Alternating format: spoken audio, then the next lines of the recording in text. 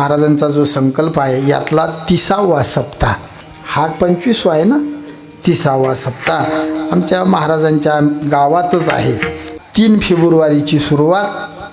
काल्याचं कीर्तन आदरणीय श्री हरिभक्तीपरायण इंदुरीकर बाबा देशमुख यांचं कीर्तन आहे 10 फेब्रुवारीला।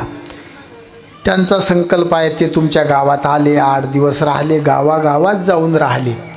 मग तुम्ही सगळ्या लोकांनी निश्चय करा की बाबांच्या गावात आपण त्या सोहळ्याला गेलं पाहिजे।